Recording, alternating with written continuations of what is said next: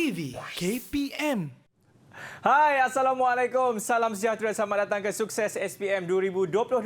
Bersama dengan saya, Akmal Nazri, murid-murid ataupun calon-calon SPM yang mengambil mata pelajaran pemprosesan makanan. Cuba angkat tangan sikit. Saya nak tengok. Ada dalam 800 lebih tu. Bukan apa. Sebabnya kita bakal bersama dengan seorang guru. Katanya beliau ini berpengalaman selama 19 tahun di dalam mata pelajaran pemprosesan makanan ini. Siapakah beliau? Jom tengok profil guru kali ini.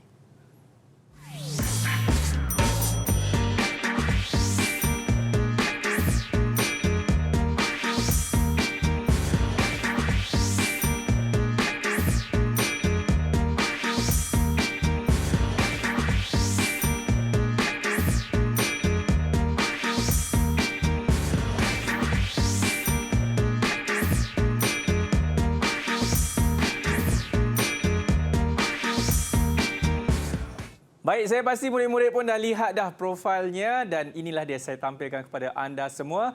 Cikgu Syahril. Apa khabar Cikgu? Kau baik, Akmal. Alhamdulillah. Cikgu, saya pasti murid-murid cukup teruja kan apabila adanya mata pelajaran ini dan mereka pun dah tak sabar dah macam mana kita nak menjawab bagi kertas soalan mata pelajaran pemprosesan makanan ini. Betul Cikgu Syahril? Betul. Ya, tapi sebelum itu Cikgu Syahril, izinkan saya untuk memperkenalkan jurubahasa isyarat kita terlebih dahulu. Siapakah beliau? Inilah dia, Cikgu Nurziana. Apa khabar Cikgu Ziana? Ini dia. Cikgu Nurziana yang akan bersama-sama dengan kita sepanjang Sukses SPM 2022 pecotan ini. Baik, Cikgu Syahril, tanpa membuang masa, yuk kita mulakan kelas kita, boleh? Boleh. Cikgu pun sudah bersedia? Sudah. Mari, inilah dia Sukses SPM 2022 pecotan bagi mata pelajaran pemprosesan makanan. Silakan, Cikgu Syahril. Terima kasih, Akmal. Okey, Assalamualaikum dan selamat sejahtera semua. Hari ini saya akan teruskan dengan mata pelajaran pemprosesan makanan PEM 7203. Okey. Untuk makluman semua, kertas pemprosesan makanan mempunyai satu kertas iaitu kertas 1 di mana terdapat bahagian A dan bahagian B di mana murid-murid perlu menjawab dalam kertas soalan ujian bertulis yang merangkumi selama 2 jam. Okey. Okey, seterusnya perkara yang perlu dibawa dalam Dewan Peperiksaan. Sebagai seorang murid, sudah pastilah perkara-perkara ini perlu diambil berat. Antaranya adalah alat tulis yang lengkap, kalkulator dan juga pensel warna. Ia dapat membantu murid-murid dalam menyelesaikan menjawab soalan nantilah. Okey. Jadinya murid-murid kena bersedia dengan perkara tersebut. Seterusnya, kertas 1 terdapat bahagian A dan bahagian B. Okey, saya ada cadanganlah untuk cara menjawab soalan dengan baik. Antaranya adalah murid-murid perlu membaca soalan. Kesemuanya, baca dengan teliti. Setelah baca soalan, garis soalan jika perlu.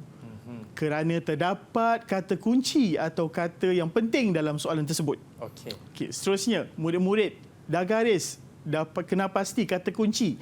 Murid-murid kena fahamkan kehendak soalan. Fahamkan dulu kehendak soalan. Jangan terburu-buru dalam menjawab soalan yang diberikan.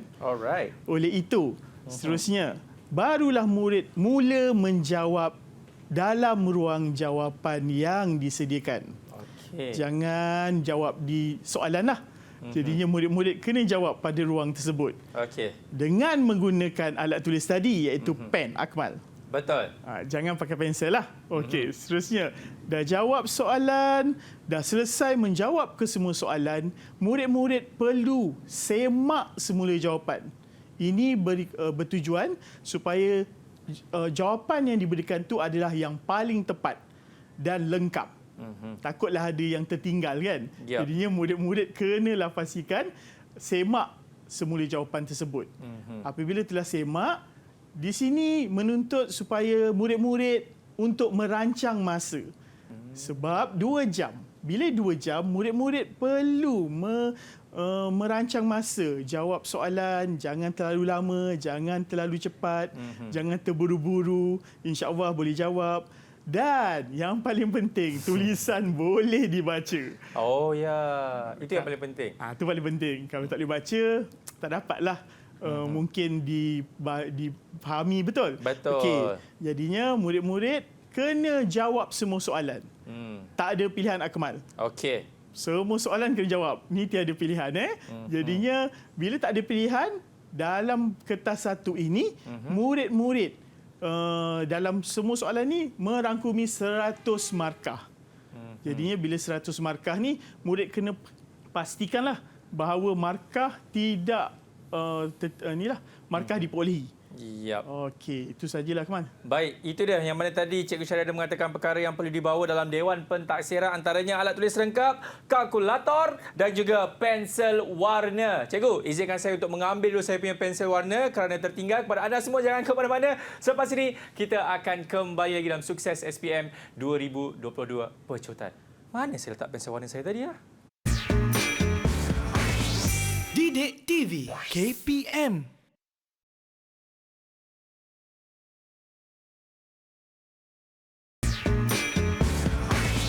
Didik TV KPM. Baik, masih lagi menyaksikan Sukses SPM 2022 Pecutan bersama dengan saya, Akmal Nazri. Cikgu Syaril, akhirnya saya dah jumpa dah pensel warna saya. Okey. Baik, cikgu, apa kata kita nak tengok mengenai format bahagian A. Ini saya pasti murid-murid kena berikan tumpuan yang lebih ni. Betul, Cikgu Syaril? Mesti. Okey, jom kita. Okey, terima kasih, Akmal. Jadinya murid-murid semua, kita terus kepada format bahagian A untuk kertas satu pemprosesan makanan. Kalau boleh dilihat di sini, bahagian A mempunyai 60 markah. Jadinya jawab dalam ruang jawapan yang disediakan. 60 markah ni dia merangkumi ada 15 soalan yang akan diberikanlah dalam kertas ni. Okey. Jadinya kita terus pergilah, Akmal. Soalan contoh bahagian A. Okey, kalau dilihat sini, soalan contoh bahagian A, saya bacakan soalan dia. Etika kerja merupakan himpunan nilai dan moral yang mempunyai piawai bagi tingkah laku individu, organisasi dan profesion. Tandakan tik, tanda right tu bagi etika kerja yang betul dan pangkah bagi yang tidak berkaitan di dalam ruang jawapan. Okey, kalau dilihat di situ, murid-murid boleh lihat ada penyataan dan ruang jawapan. Betul. Okey, murid-murid bolehlah lihat di situ ada penyataan amanah, committed, menepati waktu, semangat kerja berpasukan. Okey, jadi murid-murid tadi dah ada alat tulis, murid-murid kenalah menulisnya dalam ruang jawapan yang tertera ni. Okey, murid-murid sebagai contoh, okey, untuk amanah tandakan tik. Kenapa? Kerana memang ia satu etika kerja yang betul. Okey, jadinya kita lihat yang kedua, committed. Committed ni ditandakan pangkah. Salah. Okey, kerana Akmal, kerana ia bukan satu etika, kerana ia adalah satu budaya. Committed, dia bukannya satu etika kerja. Dia bukan etika. Etika ni kita kena ikut. Dan kalau kita lihat yang ketiga, menepati waktu. Inilah salah satu ciri etika kerja yang betul. Di mana murid-murid kena tandakan tik lah dekat situ. Dan yang terakhir, semangat kerja berpasukan memang ditanda pangkah. Kerana, lagi sekali, semangat kerja pasukan ni adalah dia merujuk kepada budaya kerja. Rajin kan, rajin. Jadinya, ini satu contoh soalan yang murid kena baca buku dulu kerana terdapat dalam buku teks, kerana dia melibatkan hafalan lah. Okey, jadinya murid saya harap semua murid mencuba jawab soalan, jangan biar kosong. Okey, saya teruskan yang kedua, Akmal. Silakan. Okey, soalan yang kedua, kalau saya beri di sini, saya bacakan soalannya. Baik. A, B dan C ialah penerangan jenis-jenis pembungkusan. Produk proses makanan. Baik. Murid-murid dah belajar dah apa jenis pembungkusan di sekolah ni. Jadinya dalam soalan ni, baca betul-betul soalan. Okey, A apa? Mudah dibentuk, murah dan terdapat pelbagai warna. Yang B lebih tebal, lebih berat dan mengandungi beberapa lapisan. Dan C menyimpan cecair dan bahagian leher yang lebih sempit daripada badan. Ni bentuk pembungkusan itulah. Ya. Okey, kalau dilihat soalan tersebut seterusnya, ini baru kata tugas ya. Padankan penerangan yang betul dengan jenis pembungkusan dengan menulis A, B dan C pada ruang jawapan. Okey, kalau lihat di situ jenis pembungkusan ada kotak, botol, ada plastik. Okey, ruang jawapan. Ni yang murid kena jawab di dalam ruang jawapan. Okey, kita lihat jawapannya. Yang pertama, kotak. Kotak tu adalah murid kena tulis B. Jangan tulis lebih tebal, lebih berat dan mengandungi. Memang ruang tu memang khusus untuk murid tulis jawapan yang sesuai lah dari segi saiz itu. Okey, jangan tersalah tulis. Dan kalau lihat situ, botol pula jawapannya adalah C. Kerana botol ni boleh menyimpan cecair dan bahagian leher itu lebih sempit lah daripada badan. Dan yang pasti yang terakhir memang kita dah dapat sebenarnya sebagai murid yang bijak, murid-murid boleh nampak jawapan dia adalah mudah dibentuk, murah. Tu kata kunci dia, murah plastik dan terdapat pelbagai warna. Memang plastik macam-macam warna, Akmal. Betul. Jadinya murid bolehlah dah menjawab, lepas tu baca balik soalan, sesuai tak sesuai. Jadinya inilah jawapan yang terbaik untuk dijawab nanti. Dan dapat 3 markah. Okey, insya-Allah. Okey, saya teruskan seterusnya. Soalan contoh bahagian A, fungsi-fungsi alatan berikut dilakukan dalam menghasilkan burger daging lembu. Diberikan dalam soalan ni fungsi-fungsi alatan. Antaranya memotong daging beku, membentuk kepingan burger, mencincang dan mengadun daging serta lemak, menghancurkan daging dan lemak.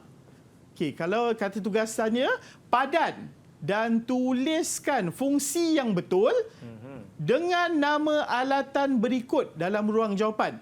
Okey, nama alatan dah ada situ. Dah ada semua ni. Dah ada nama alatan, mesin mincer, mesin pembentuk burger, bowl chopper, mesin pengiris daging. Murid-murid dah pernah gunakan alatan ni di sekolah. Ya. Dan murid bolehlah mengingat semula nama alatan ni yang sesuai dengan fungsi-fungsinya. Soalan ni agak dapat kaitkan jawapan di atas. Okey, kita lihat jawapan dia. Murid perlu tulis dalam ruang jawapan. Kalau mincer, menghancurkan daging dan lemak. Betul. Okey, itulah jawapan yang paling tepat untuk mincer. Dan kalau mesin pembentuk burger, jawapan dia membentuk kepingan burger. Dah ada dah kata kunci kat situ, pembentuk. Betul. Jadinya murid-murid boleh nampak, jawapan ni yang lebih sesuai. Okey, dan seterusnya bowl chopper. Bowl chopper ni murid memang kena tahu sebab dia fungsi dia ada dua, mencincang dan mengadun daging serta lemak. Dia ada dua fungsi kat sini. Yep. Dan yang terakhir ialah mesin penghiris daging. Fungsinya dalam ruang jawapan murid kena tulis memotong daging beku. Jadinya murid-murid jangan tertinggal satu perkataan pun berdasarkan soalan di atas tadi. Okey, contohnya memotong daging beku. Jangan tulis memotong daging je. Nanti murid mungkin kena semak. Murid memang kena semak jawapan akhir masing-masing. Okey, seterusnya Akmal, saya teruskan dengan soalan contoh bahagian A. Okey. Jadual 1 menunjukkan langkah kerja memproses donat yang tidak mengikut urutan. Okey, untuk pengetahuan murid-murid dah proses dah pun di sekolah. Jadi bila dah proses, murid kena ingat balik dan nanti murid kena menyusun semula soalan ni supaya kamu dapat jawapan yang tepat. Kita baca dulu soalan lah. Okey. A, mengembangkan dough dalam proofer. Tu yang saya tegaskan tadi. Baca dulu, mengembangkan, nak letak di mana. Okey. B, menerap dough menggunakan acuan. C, mencanai dough setebal 1.5 cm. D, menggoreng sehingga warna kuning keemasan. Dan E, menyejukkan donat. Okey, macam biasalah Akmal, kata tugas dia. Berdasarkan jadual 1, susun langkah kerja itu mengikut urutan yang betul dengan menulis A, B, C, D dan E pada ruang jawapan. Okey, murid-murid dah nampak dah ruang jawapan tu. Jelas kotak tu dah sediakan. Jadinya murid tinggal tulis saja pada kotak mengikut urutan yang betul.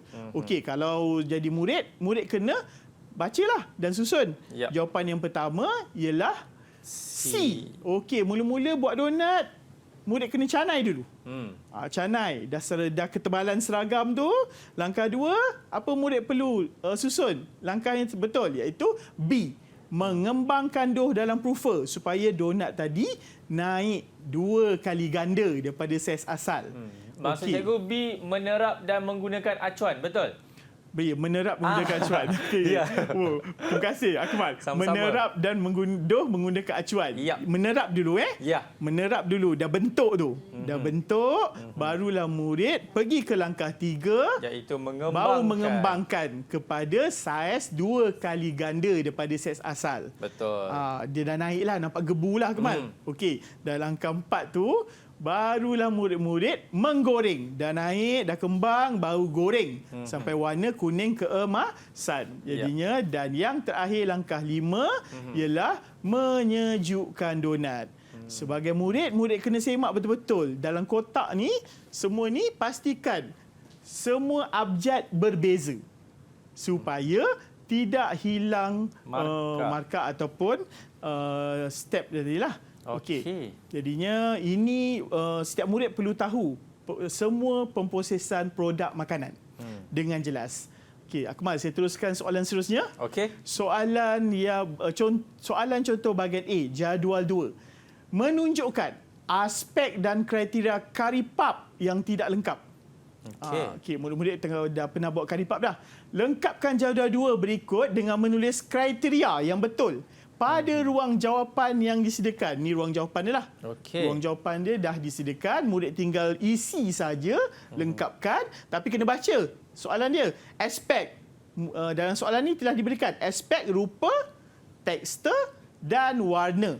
Jadinya murid-murid kena lihat di situ. Ada 2 perkara atau situasi yang berlaku dalam soalan ini di mana kari pap ada murid kena tahu sebelum ia dimasak dan selepas dimasak. Jadinya murid-murid kena pandai membanding beza kat sini ya. Okey. Jadinya kalau dilihat jawapan di Akmal, jawapan yang pertama untuk rupa tengok luar je lah. Tengok luar kari pap tersebut, saiz dia mesti seragam. Okey. Sebelum dimasak. Okey. Antara cadangan jawapan yang lain juga, sebelum dimasak, kari pap perlulah klaimnya sempurna. Oh, yang tepi-tepi tu. Yang tepi tu Akmal. Okey, pastikan dia sempurna Yap. Takut nanti dia bocor. Kerana kalau selepas masak, kita tak naklah pastry tu bocor. Selepas dimasakkan kita dah goreng. Bila murid goreng, pastry tu pastikan dia klaim sempurna, dia tak bocor lah. Itu jawapan selepas masak, pastry tidak bocor. Itu antara jawapan yang menepati dalam pemarkahan lah. Okey, untuk tekstur pula. Bila kata tekstur, Akmal, saya selalu ingatkan murid bahawa tekstur ni murid kena makan.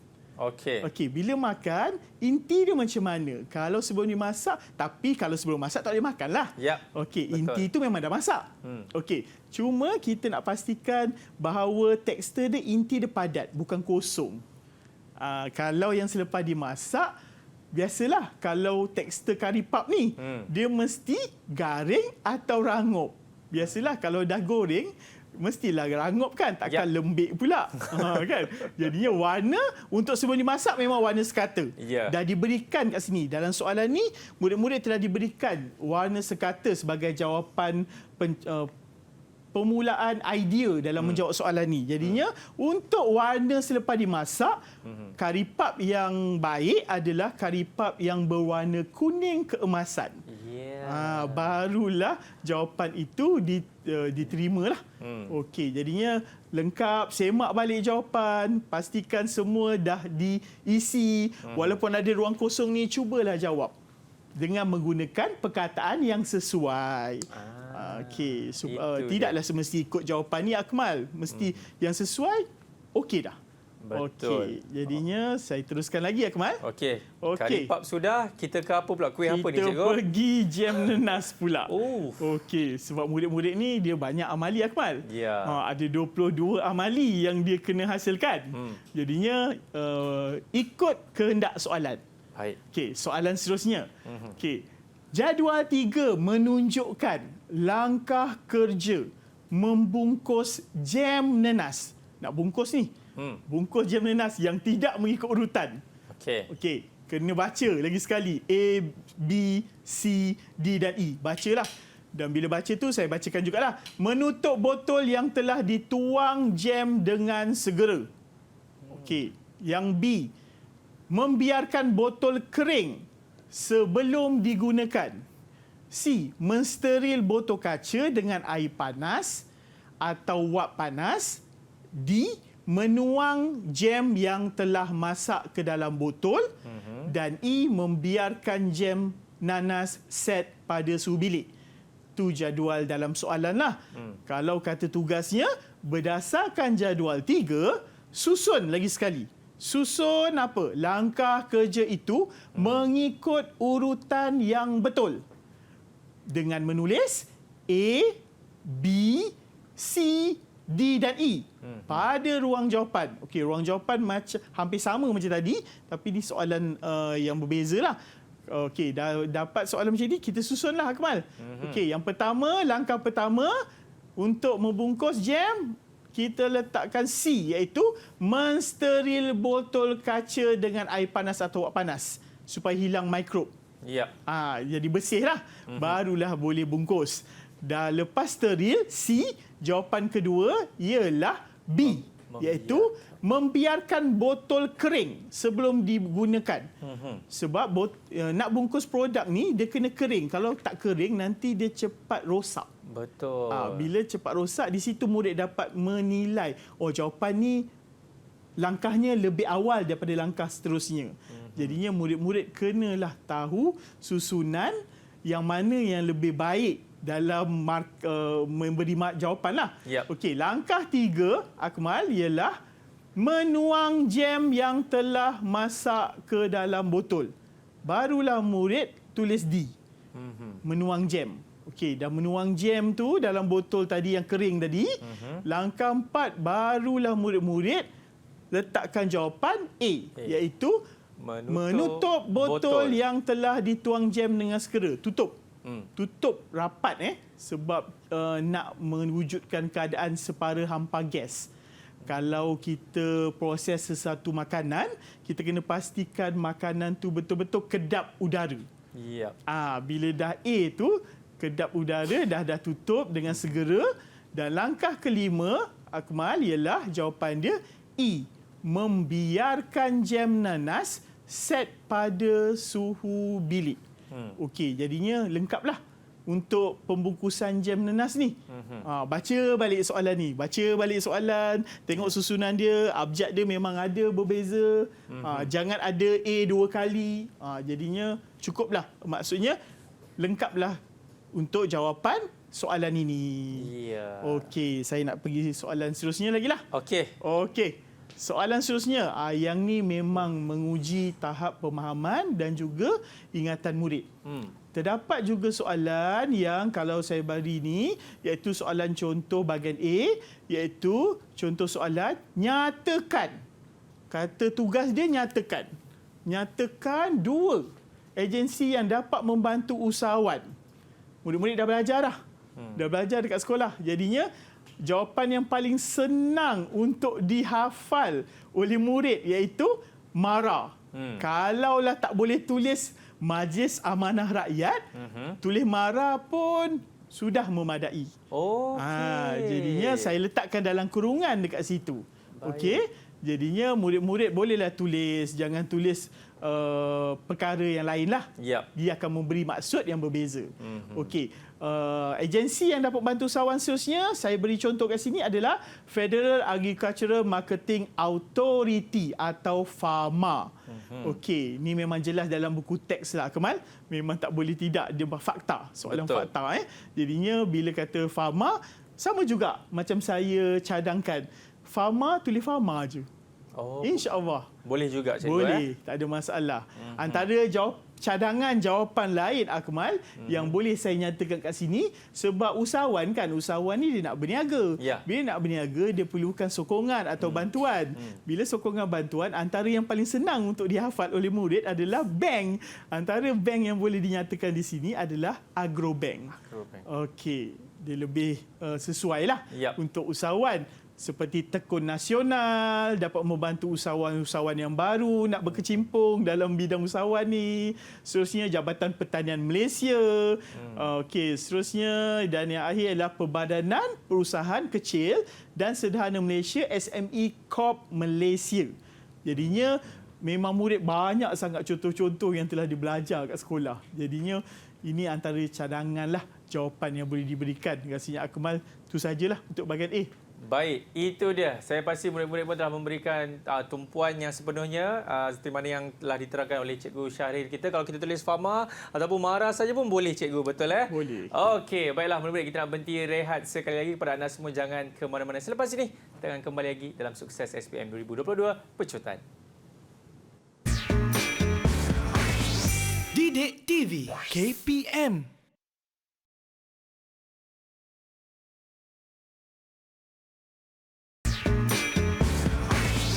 Didik TV KPM. Masih lagi menyaksikan Sukses SPM 2022 bersama dengan saya, Akmal Nazri. Cikgu Syahril, kita dah tengok dah kan format bagi bahagian A. Lepas A, huruf apa, Cikgu? B. Pandai! Baik, Cikgu. Jom kita tengok pula bagi format bahagian B. Silakan, Cikgu. Okey, terima kasih Akmal.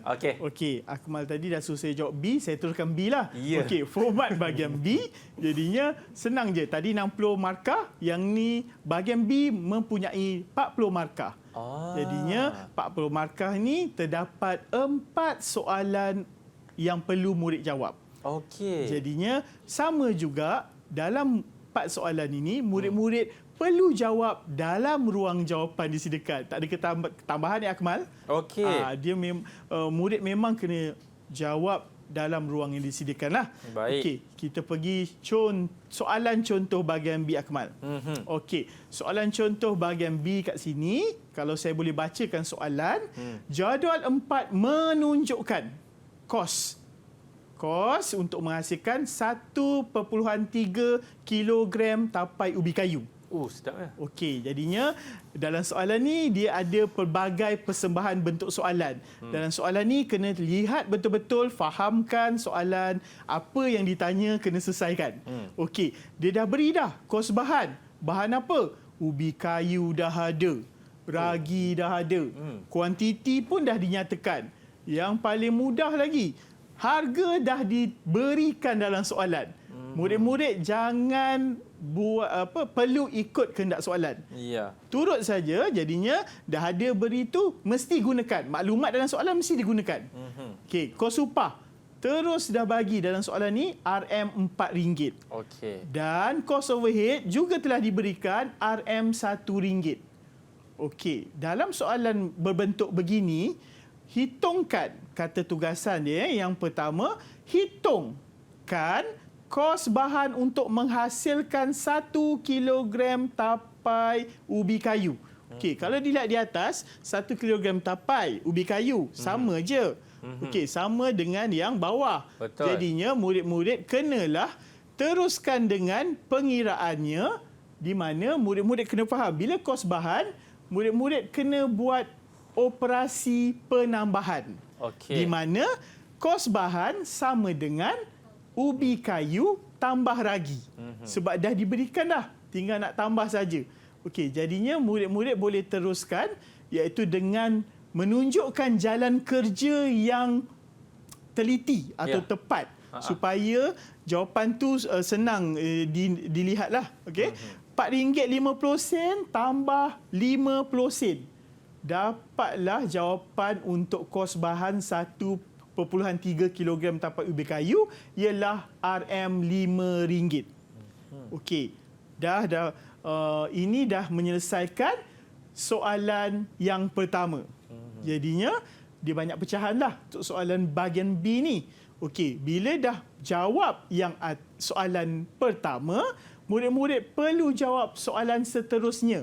Iaitu murid-murid perlu lihat dia minta apa dalam kehendak soalan ni, iaitu kos projek bagi 1 kilogram tapai ubi kayu. Tadi kos bahan. Ni kos projek pula. Murid-murid dah tahu dah apa rumus. Memang murid kena hafal. Murid kena tahu. Dan perkara pertama sebagai seorang murid, tuliskan rumus dulu. Iaitu kos projek sama dengan kos bahan tambah kos upah tambah kos overhead. Dah tulis dah rumus ni. Satu baris.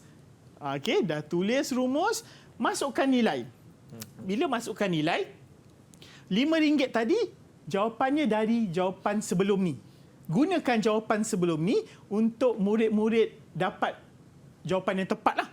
Okey, jangan guna fakta lain lah. Okey, kos upah RM4 dan kos overhead RM1 ini memang telah diberikan dalam soalan. Tinggal salin semula saja. Amat mudah. Dan operasi akhirnya ialah jawapan akhir adalah RM10. Okey, seterusnya Akmal, yang saya nak teruskan adalah soalan ketiga. Tadi kos projek 1.3 kilogram. Yang ni kos projek bagi 13 kilogram tempahan. Banyaklah. Murid-murid kena faham kehendak soalan. Okey, dah 13. Ini adalah cadangan jawapan. Terdapat pelbagai kaedah untuk mengiranya. Antara kaedah yang paling mudah untuk mengira dan menyelesaikan soalan ini ialah buat dulu pengiraan resepi tu. Berapa tempahan tadi? Berapa formulasi yang telah dinyatakan dalam soalan? Kalau murid-murid boleh lihat, tempahan dalam soalan ni 13 kilogram.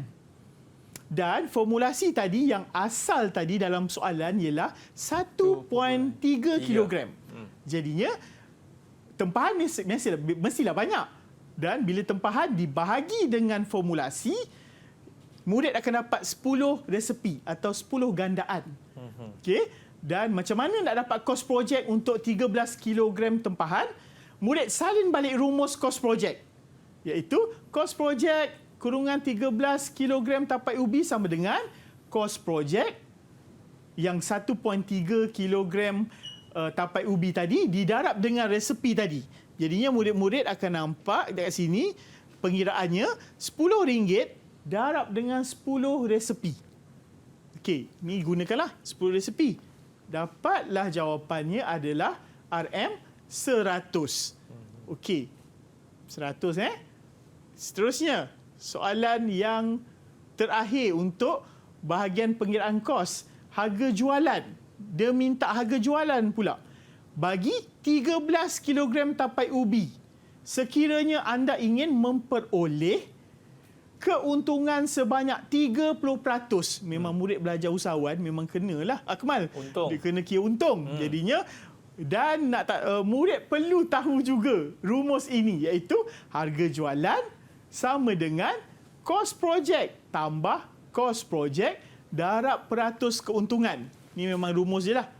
Memang murid kena nyatakan, tulis dengan jelas. Bila dah tulis, murid masukkan nilai tadi. Jawapan tadi, kos projek ni dapat daripada mana? Dapat daripada jawapan sebelumnya, iaitu kos projek tadi, RM100. Tambah RM100 darab 30%. Okey, jangan terus tulis jawapan. Murid-murid kena tunjukkan jalan kerja dia. RM100 tambah RM30. Barulah tulis jawapan akhir. RM130. Kalau pengiraan kos memang kena kira. Kalau cadangan saya, murid-murid atau calon SPM perlu jawab dan semak balik. Tekan kalkulator, semak balik jawapan tu. Betul tak? Kalau 2 kali jawapan berbeza, murid kena semak sekali lagi. Mesti ada kesilapan dalam menekan ataupun salah konsep. Jadinya murid-murid kenalah semak betul-betul. Sebab sayang kalau dah atas salah, semua salah. Betul. Okey. Jadinya kita tak nak murid-murid rugilah kat sini. Okey.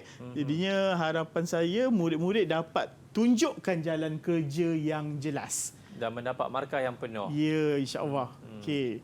Itu bagi soalan bahagian B yang pertama lah. Okey. Okey, saya teruskan lagi Akmal. Silakan cikgu. Okey. Kalau tadi saya dah cakap tadi, semak. Tak ada masalah. Ni soalan seterusnya. Soalan contoh bahagian B yang kedua. Saya bacakan soalan lah. Okey. Ali merupakan seorang usahawan muda. Okey, beliau diminta untuk menghasilkan inovasi jam menggunakan buah tempatan di Malaysia untuk produk terbaharu. Okey, soalannya A, cadangkan. Bila cadangkan satu contoh buah tempatan yang sesuai digunakan. Okey, jawab satu-satu murid. Bila jawab soalan, terus jawab. Dekat sini saya ada bagi cadangan jawapan. Buah tempatan Bila kata buah tempatan, murid-murid kena gunakan jawapan yang tepat. Buah, saya bagi jawapan sini buah mangga. Atau buah nangka. Atau mana-mana buah tempatan. Yep. Kalau saya akan tanya balik murid saya lah. Kalau buah apple, boleh ke tidak, Akmal? Tidak boleh. Kenapa, Akmal? Dia bukan buah tempatan. Ya, di situlah maksud saya, bila murid garis soalan, buah tempatan itu merujuk kepada kehendak soalan ni. Betul. Kehendak soalan ni apa? Buah tempatan. Melainkan, Akmal, dia tulis nyatakan buah-buahan saja. Semua jawapan buah-buahan boleh diterima. Betul. Okey, itu yang saya cakap, garis tu penting. Fahamkan penting. Okey, bila dah jawab dengan betul, yakin ke atas tu dah pilih buahnya. Okey, terangkan. Okey, tadi satu. Terangkan cara penyediaan awal buah tempatan anda di A. Yang dah pilih tadi tu, kena terangkan. Terang ni, murid-murid perlu menulis lebih teliti, lebih jelas apa yang anda buat akan buah tersebut. Apa pelakuan yang perlu dibuat? Iaitu kalau dilihat contoh jawapan saya beri sekarang ialah saya ambil buah mangga. Okey, buah mangga tu saya tulis jawapan dia buang kulit. Ya. Buang kulit dulu, lepas tu buang biji. Ya. Okey, tengoklah buah-buahan mana, buah tempatan apa yang awak pilih. Kalau dia tidak berbiji, janganlah ambil jawapan saya, iaitu buang biji tu. Kalau kulit tu, tengoklah. Tengok kepada buah-buahan tempatan yang anda tulis di A. Okey. Jadinya dekat sini, kalau buah mangga tu, buang kulit, buang biji. Okey, kalau ada buah nangka pun, kebetulanlah ada. Betul. Biji, jadinya tak ada masalah. Yang mana-mana buah tempatan lain tu, kena fikirkan. Ya. Okey, sebab dia minta dua. Terangkan ni. Terangkan cara penyediaan. Jadi yang kedua, selepas buang kulit, buang biji, lepas tu basuhlah. Buah-buahan tadi perlu dibasuh. Sebab dalam memproses jam, murid-murid perlu mengisar buah tersebut. Jadi basuh, baru boleh kisar. Sebab bila dah kisar, takkan nak basuh pula kan? Jadinya kena basuh dulu, barulah kisar, baru dah dapat puri. Kerana murid-murid dalam buku teks memang dalam memproses jam nenas, bahan utama dia adalah puri buah-buahan. Ataupun pati. Ya, puri buah-buahan. Jadinya murid kena ceritalah macam mana nak dapat puri tu. Ni penerangan tentang cara mendapatkan puri tadi. Jadinya dekat sini, Akmal, murid dah dapatlah penerangan kat sini. Jelaslah. Ya. Okey. Itu dia. Cikgu, kalau izinkan saya nak tanya satu soalan mengenai soalan yang tadi tu. Saya pasti ramai murid-murid akan memberikan jawapan yang kurang sesuai. Kerana apa? Kalau saya sendiri pun kalau kita dapat lihat, cikgu, nampak tak? Cadangkan satu contoh buah tempatan yang sesuai untuk kita buat jam. Mungkin kalau murid tak baca soalan, dia akan letak buah durian. Ataupun mungkin dia letak buah rambutan yang kurang sesuai untuk jadikan jam. Betul tak, cikgu? Betul. Jadi baca kehendak soalan betul-betul. Adakah jam durian? Nanti dibincangkan ya, Akmal. Okey, jadi tempoyak terus. Seterusnya, kalau dilihat soalan seterusnya, berdasarkan jawapan di A tadi, buah tempatan yang dipilih, huraikan langkah memproses jam itu.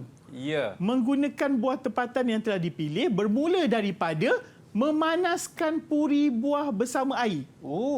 Dalam soalan ni, murid-murid telah dihadkan di mana murid telah diberikan petunjuk bahawa nak terangkan bermula daripada apa nak buat selepas memanaskan puri. Langkah satu telah diberikan. Maksudnya panduan untuk murid tu jelas. Maksudnya selepas panaskan puri, kalau dilihat contoh jawapan saya ialah murid kena tulis jawapan, masukkan campuran pektin dan gula sedikit demi sedikit. Barulah proses ini bermula. Ya. Okey, ruang jawapan ni murid-murid ikut saja isi tempat yang telah disediakan, ruang yang ada, murid tulis. Kalau tulisan perlu gunakan ruang ini yang sebaiknya. Okey, jadinya langkah 3 memasukkan baki gula dan kacau rata. Yap. Langkah 4, murid memasak sehingga mendidih. Okey. Langkah 5, memasukkan pewarna, larutan asid dan larutan bahan pengawet. Okey. Langkah 6, memeriksa pH dan darjah Brix. Okey. Langkah 7, menuang jam ke dalam botol dan tutup segera. Okey. Dan yang langkah terakhir, langkah 8 ialah melekatkan kapsul pada botol dan biar set. Kesimpulannya ialah murid-murid dah pernah buat jam. Murid-murid kena tulislah yang sesuai. Mengikut susunan memproses jam tu yang betul. Dan aplikasikannya dalam penggunaan buah puri yang anda dah pilih tadi di bahagian A. Jadinya lengkaplah untuk jawapan C ini, Akmal. Ya, dan siaplah jam mangga, cikgu ya? Ya, jam mangga. Ya, itu dia. Baik, murid faham apa yang cikgu Syaril sering katakan tadi adalah faham kehendak soalan. Betul cikgu Betul. Okey, baik, kita berhenti rehat dulu. Saya nak pergi cari jam mangga. Pada anda semua jangan ke mana-mana. Selepas ini kita akan kembali dalam Sukses SPM 2022 Pecutan. Didik TV KPM.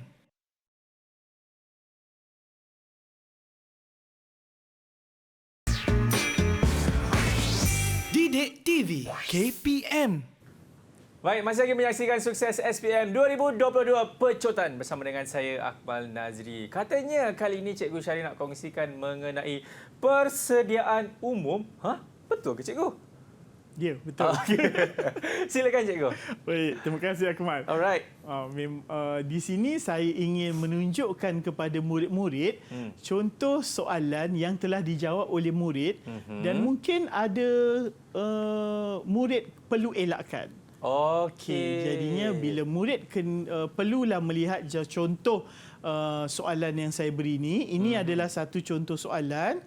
Kalau saya bacakan soalan ni, jadual 5 menunjukkan penyataan menyediakan daging kisar. Tandakan tik bagi penyataan menyediakan daging kisar yang betul dalam ruang jawapan. Okey, dah ada dah situ penyataan, ruang jawapan. Kalau dilihat kat sini, jawapan murid telah dijawab lah. Murid telah jawab soalan ni. Okey, kalau dilihat sini macam ada sesuatu yang murid kena beri perhatian. Iaitu kalau saya nak beri perhatian kat sini, tanda tik. Tanda tik sahaja. Okey, kalau lihat kat sini, fahamkan kata tugas dalam soalan. Bila fahamkan kata tugas dalam soalan, tanda tik saja. Cuba tengok ruang jawapan murid ini jawab. Okey. Di sini terdapat murid menanda pangkah dekat dua soalan ini.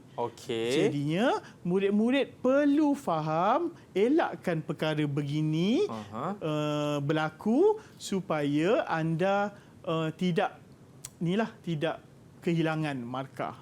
Jadi tidak boleh menandakan pangkah itu. Sebab macam saya cakap tadi, Akmal, fahamkan kata tugas. Kata tugas tanda tik saja.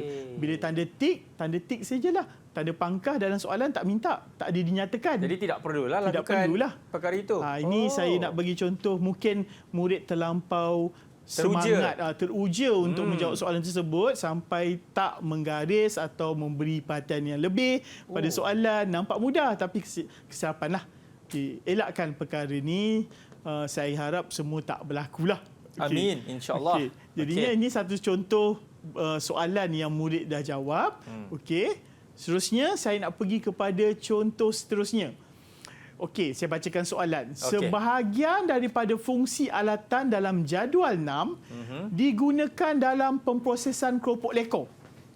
Tulis benar pada fungsi alatan yang betul dan palsu pada yang tidak berkaitan dalam ruang jawapan. Ada kat situ fungsi alatan, ruang jawapan. Kalau dilihat situ, pisau digunakan untuk memotong ikan. Murid tulis betul. Okey. Penyataan kedua, periuk digunakan untuk merebus keropok lekor. Pun ruang jawapan murid tulis betul.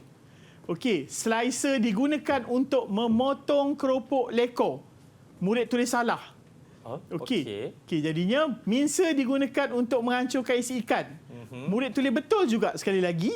Dan yang terakhir, sudip pengetus digunakan untuk mengetus isi ikan. Murid tulis salah. Ni yang saya nak Akmal tengok ni. Okey. Kalau dilihat kepada kata tugas soalan ni, tuliskan benar. Benar. Jawapan murid ini dia tulis betul. Benar, betul, berbeza. Jadinya murid-murid kenalah pastikan lagi sekali kehendak soalan benar. Kalau tulis betul bermaksud tidak mendapatlah tidak memahami kehendak soalan. Dan kalau dilihat seterusnya palsu palsu bukannya salah. Kalau saya bulatkan sini, kalau diperhatikan betul salah tu murid telah melakukan ralatlah di situ. Ada ralat dalam menjawab. Ruang jawapan betul dah jawab. Tapi lagi sekali teruja kot. Teruja, benar dan betul ni nampak macam tak lari jauh bezanya. Kan? Tapi memang tidak diterima lah. Memang tidak diterima kalau ikutkan murid perlu elakkan. Jadi maknanya murid itu akan kehilangan markah. Ya, macam itulah. Ya. Jadinya murid sayangnya murid kena faham kata tugas dalam soalan. Okey. Itu yang saya nak tekankan pada hari inilah. Okey, yang seterusnya.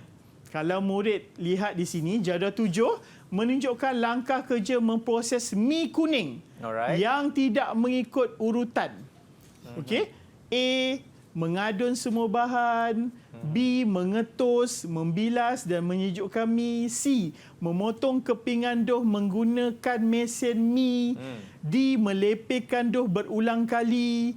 Dan E, mencelur mi dalam air mendidih. Kalau dilihat situ, okey, kata tugas dia apa? A, B, C, D dan E. Okey. Tengok ruang jawab, murid-murid boleh lihat, calon-calon boleh lihat ruang jawapan yang murid ini telah jawab. Kalau dilihat di sini, murid tertulis 4. Mana datangnya? Dan murid tertulis 5. Jadinya, murid mungkin menyusun nombor di tepi sebelum menulis langkah. Jadinya murid mungkin melakukan ralat di situ. Hati-hati murid. Kalau dah dinyatakan A, B, C, D, E, ikutlah A, B, C, D, E tu. Jangan tulis angka ataupun nombor. Sebab benda tu akan yang perlu dielakkan sekali lagi. Okey? Lagi sekali yang perlu saya ingatkan berkali-kali, fahamkan kata tugas dan barulah murid jawab. Okey, itu dia kata daripada Cikgu Syahril kita. Fahamkan kata tugas dalam soalan dan semak jawapan anda. Betul Cikgu Syahril? Betul. Baik, kita pun dah sampai di penghujungnya, tapi sebelum itu saya pasti Cikgu Syahril juga ingin membuatkan rumusan dan peringatan kepada murid-murid semua. Silakan Cikgu. Terima kasih Akmal. Sebelum anda menduduki peperiksaan SPM ataupun pentaksiran, sebelum menduduki pentaksiran yang dilaksanakan oleh setiap murid, okey, ulang kaji semua kandungan standard pembelajaran. Okey. Tingkatan 4 dan 5. Semua perlu. Jangan pilih soalan. Okey, sebab semua soalan perlu dijawab, kenalah ulang kaji semua. Dan nombor 2, menjawab atau ulang kaji soalan-soalan yang telah dijawab di sekolah sebelum ni. Cubalah ingat balik. Okey. Dan ataupun murid-murid boleh belajar dengan rakan-rakan, perbincangan dalam kumpulan. Dalam saat ini pada saya dia lebih efisien berbanding belajar seorang. Dan jangan lupa nombor 4 ni, saya selalu tekankan kepada murid, menghadiri kelas tambahan ataupun jangan tidak hadir sekolah. Hadir ke sekolah dan bolehlah bertanya kepada guru, sebab bila tanya guru ni murid-murid takkan keliru. Ya. Okey. Dan pastinya alat tulis yang lengkap dan kalkulator perlu bagi calon porsi makanan. Semoga usaha, fokus, doa dan tawakal murid-murid telah laksanakan. Semoga nanti pada 2 Mac 2023 murid-murid proposal makanan dapat menjawabnya dengan tenang dan dengan baik. Semoga berjaya. Amin. Terima kasih banyak diucapkan kepada Cikgu Syahril kita di atas perkongsian tersebut. Dan saya juga ingin mengucapkan terima kasih banyak-banyak kepada jurubahasa isyarat kita, iaitu Cikgu Norziana. Baiklah, sampai di sini saja Sukses SPM 2022 pecotan bagi mata pelajaran pemprosesan makanan. Ingat, seperti mana Cikgu Syahril katakan, usaha, fokus, doa dan tawakal. Kita jumpa lagi. Assalamualaikum. Bye-bye.